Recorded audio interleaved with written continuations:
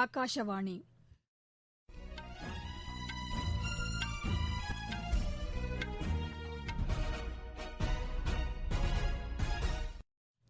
செய்திகள் வாசிப்பவர் லட்சுமி ராகவன். தலைப்புச் செய்திகள்: கோவிட்-19க்கான தடுப்பு மருந்து இரண்டாவது கட்டமாக மூத்த குடிமக்கள் மற்றும் இணை நோயுடன் கூடிய 45 வயதுக்கு மேற்பட்டவர்களுக்கு செலுத்தும் பணி இன்று நாடு முழுவதும் தொடங்கியது. பிரதமர் திரு நரேந்திர மோடி கோவிட்-19க்கான தடுப்பூசியை புதுதில்லி எய்ம்ஸ் மருத்துவமனையில் இன்று போட்டுக் கொண்டார். உத்தரப்பிரதேசம் மற்றும் பீகார் மாநிலங்களில் 1 முதல் 5ஆம் வகுப்பு வரையிலான பள்ளிகள் இன்று மீண்டும் திறக்கப்பட்டன. மகாராஷ்டிரா, குஜராத் மற்றும் பஞ்சாப் மாநிலங்களின் பட்ஜெட் கூட்டத்தொடர் இன்று தொடங்கியது. உக்ரைனில் நடைபெற்ற சர்வதேச மல்யுத்தப் போட்டியில் இந்தியாவின் வினேஷ் போகாட் தங்கப்பதக்கம் வென்றார். இனி விரிவான செய்திகள். கோவிட்-19க்கான தடுப்பு மருந்து இரண்டாவது கட்டமாக மூத்த குடிமக்கள் மற்றும் இணை நோயுடன் கூடிய 45 வயதுக்கு மேற்பட்டவர்களுக்கு செலுத்தும் பணி இன்று நாடு முழுவதும் தொடங்கியது. பிரதமர் திரு நரேந்திர மோடி கோவிட்-19க்கான தடுப்பூசியை புதுதில்லி எய்ம்ஸ் மருத்துவமனையில் இன்று போட்டுக் கொண்டார். புதுச்சேரியைச் சேர்ந்த செவிலியர் நிவேதா பிரதமருக்கு தடுப்பூசியை செலுத்தியதாக எமது செய்தியாளர் தெரிவிக்கிறார். கோவாக்சின் தடுப்பு மருந்தை போட்டுக் கொண்ட பின் பிரதமர் வெளியிட்ட டுவிட்டர் செய்தியில், தகுதியுள்ள அனைவரும் தடுப்பு மருந்தை எடுத்துக் கொள்ள வேண்டுமென்று வேண்டுகோள் விடுத்துள்ளார். குறுகிய காலத்தில் பெருந்தொற்றுக்கு எதிராக சிறப்பாக பணியாற்றிய மருத்துவர்கள் மற்றும் விஞ்ஞானிகளுக்கு அவர் பாராட்டு தெரிவித்தார். நாம் அனைவரும் இணைந்து கோவிட்-19 இல்லா இந்தியாவை உருவாக்க முன்வர வேண்டுமென்று அவர் கேட்டுக் கொண்டார். நாடு முழுவதும் 10,000 அரசு மருத்துவமனைகளில் இலவசமாக இந்த தடுப்பு மருந்து செலுத்தப்படுகிறது. www.cowin.gov.in என்ற இணையதளத்தில் இதற்கான முன்பதிவு இன்று காலை தொடங்கியது. 20,000க்கும் மேற்பட்ட தனியார் மருத்துவமனைகளிலும் கோவிட்-19க்கான தடுப்பூசி போடப்படுகிறது. இந்த தடுப்பூசிக்கு தனியார் மருத்துவமனைகளில் அதிகபட்சமாக ரூபாய் 250 கட்டணத்தை மத்திய அரசு நிர்ணயித்துள்ளது. மூத்த குடிமக்கள் மற்றும் இணை நோயுடன் கூடிய 45 வயதுக்கு மேற்பட்டவர்களுக்கு கோவிட் தடுப்பூசி செலுத்தும் பணி இன்று தமிழகத்திலும் தொடங்கியது. மாநிலம் முழுவதும் இதற்கான விரிவான ஏற்பாடுகள் செய்யப்பட்டுள்ளதாக சுகாதாரத்துறை தெரிவித்துள்ளது. பீகாரில் தனியார் மருத்துவமனைகளில் தடுப்பூசி எடுத்துக் கொள்பவர்களுக்கான செலவினை அரசே ஏற்றுக்கொள்ளும் என்று அம்மாநில முதலமைச்சர் திரு நிதிஷ்குமார் அறிவித்துள்ளார். கோவிட்-19 நோய் தொற்றிலிருந்து குணமடைந்தோர் விகிதம் 97.07% உள்ளதாக மத்திய சுகாதாரத்துறை தெரிவித்துள்ளது. கடந்த 24 மணி நேரத்தில் 11,000 பேர் இந்த நோய் தொற்றிலிருந்து குணமடைந்துள்ளனர். இதுவரை 1,07,00,000 பேர் நோய் தொற்றிலிருந்து குணமடைந்துள்ளதாகவும் சுகாதாரத்துறை கூறியுள்ளது. தற்போது நாடு முழுவதும் 1,68,000 பேர் சிகிச்சை பெற்று வருவதாகவும் மத்திய அரசு தெரிவித்துள்ளது. நேற்று மட்டும் 15,510 பேருக்கு கோவிட் தொற்று உறுதி செய்யப்பட்டுள்ளதாக சுகாதார அமைச்சகத்தின் செய்திக்குறிப்பு தெரிவிக்கிறது. நோய் தொற்றை கண்டறிவதற்காக 6,27,000க்கும் அதிகமானோருக்கு கோவிட்-19 பரிசோதனை செய்யப்பட்டதாக இந்திய மருத்துவ ஆராய்ச்சி குழுமம் கூறியுள்ளது. மகாராஷ்டிரா, சத்தீஸ்கர், கேரளா, பஞ்சாப் மற்றும் மத்திய பிரதேச மாநிலங்களிலிருந்து ஒடிஷா மாநிலத்திற்கு வரும் அனைவரும் கோவிட்-19 பரிசோதனை கட்டாயமாக செய்து கொள்ள வேண்டும் என்று அம்மாநில அரசு அறிவித்துள்ளது. விமானம் மற்றும் சாலை, ரயில்கள் மூலம் ஒடிஷா வரும் அனைவருக்கும் பரிசோதனை மேற்கொள்ளப்பட்டு தொற்று அறிகுறி இருப்பவர்கள் தனிமைப்படுத்தப்படுவார்கள் என்றும் அம்மாநில அரசு தெரிவித்துள்ளது. உத்தரப்பிரதேசம் மற்றும் பீகார் மாநிலங்களில் 1 முதல் 5ஆம் வகுப்பு வரையிலான பள்ளிகள் இன்று மீண்டும் திறக்கப்பட்டன. கடந்த மார்ச் மாதம் கோவிட்-19 தொற்று காரணமாக மூடப்பட்டிருந்த நிலையில் ஏற்கனவே 6 முதல் 12ஆம் வகுப்பு வரையிலான பள்ளிகள் திறக்கப்பட்டன. பள்ளிகளில் மாணவர்கள் முகக்கவசம் அணிந்து கோவிட்-19க்கான வழிகாட்டு நெறிமுறைகளை முறையாக கடைபிடிக்கப்படுவதை பள்ளி நிர்வாகங்கள் உறுதி செய்திட வேண்டும் என்று அம்மாநில கல்வி அமைச்சர் திரு மங்கள் பாண்டே கேட்டுக் கொண்டுள்ளார். ஜார்க்கண்ட் மாநிலத்திலும் 8 முதல் 12ஆம் வகுப்பு வரையிலான பள்ளிகள் இன்று திறக்கப்பட்டன. பயிற்சி பள்ளிகள், திறன் மேம்பாட்டு மையங்கள், பூங்காக்கள், திரையரங்குகள், விளையாட்டு மைதானங்களும் இன்று திறக்கப்பட்டன. நீங்கள் கேட்டுக் கொண்டிருப்பது ஆகாஷவாணியின் செய்தி அறிக்கை.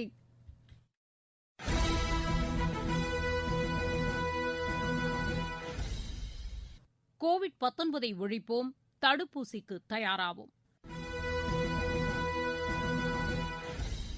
கோவிட்-19க்கான தடுப்பூசி பாதுகாப்பானது. இதனை பெறுவதற்கு கோவின் இணையதளத்தில் புகைப்படத்துடன் கூடிய அடையாள ஆவணத்துடன் பதிவு செய்ய வேண்டும். உங்கள் கைபேசி செயலிக்கு வரும் தேதியில் சம்பந்தப்பட்ட மையத்திற்கு சென்று தடுப்பூசி போட்டுக் கொள்ள வேண்டும். தடுப்பூசி போட்டவுடன் 1/2 மணி நேரம் கண்காணிப்பு மையத்தில் அமர்ந்திருக்க வேண்டும். 2ஆம் சுற்று தடுப்பூசியையும் அதற்கான தேதியில் தவறாமல் போட்டுக் கொள்ள வேண்டும். நம் நலன் காத்து நாட்டு நலனை உறுதி செய்வோம்.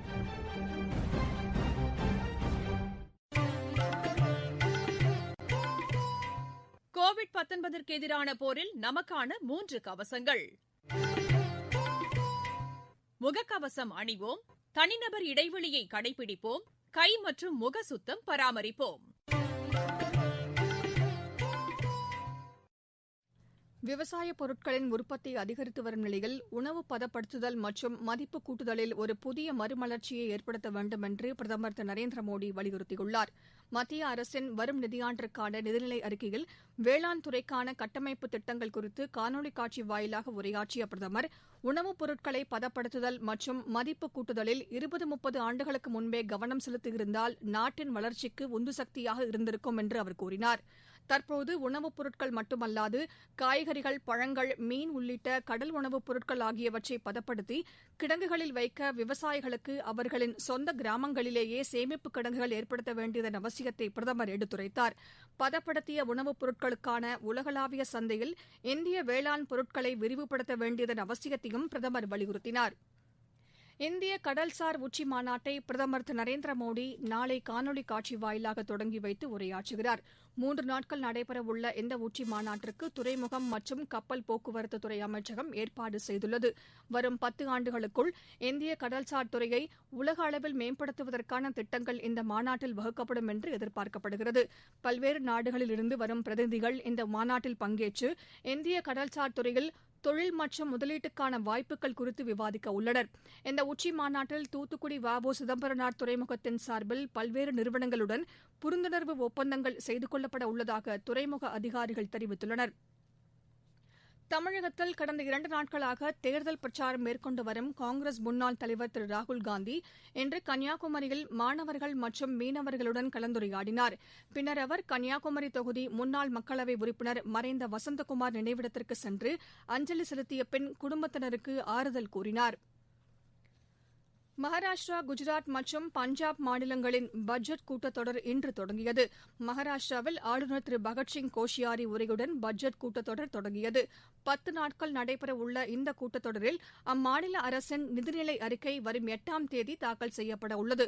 பெண்கள் மற்றும் குழந்தைகளுக்கு எதிரான குற்றங்களில் ஈடுபடுபவர்களுக்கு கடுமையான நடவடிக்கைகள் எடுக்க சக்தி திட்டம் என்ற புதிய மசோதா இந்த கூட்டத்தொடரில் அறிமுகப்படுத்த உள்ளதாக எமது செய்தியாளர் தெரிவிக்கிறார். குஜராத் மாநிலத்தில் 1 மாத கால பட்ஜெட் கூட்டத்தொடரும் இன்று தொடங்கியது. ஆளுநர் திரு ஆச்சார்யா தேவ்ரத் கூட்டத்தொடரின் முதல் நாளான இன்று உரையாற்றினார். அம்மாநில துணை முதலமைச்சரும் நிதியமைச்சருமான திரு நிதின் பட்டேல் வரும் புதன்கிழமை அம்மாநில அரசின் வரும் நிதியாண்டிற்கான நிதிநிலை அறிக்கையை பேரவையில் தாக்கல் செய்ய உள்ளார். அரசு அதிகாரிகள், சட்டப்பேரவை உறுப்பினர்கள் மற்றும் பொதுமக்கள் அனைவரும் நிதிநிலை அறிக்கையில் உள்ள விவரங்களை தெரிந்து கொள்வதற்கு வசதியாக கைபேசி செயலி ஒன்றை நிதியமைச்சர் அறிமுகப்படுத்தியதாக எமது செய்தியாளர் தெரிவிக்கிறார். பஞ்சாபில் ஆளுநர் திரு வி பி சிங் பட்னோர் உரையுடன் இன்று பட்ஜெட் கூட்டத்தொடர் தொடங்கியது. வரும் 5ஆம் தேதி அம்மாநில அரசின் வரும் நிதியாண்டிற்கான நிதிநிலை அறிக்கை தாக்கல் செய்யப்படுகிறது.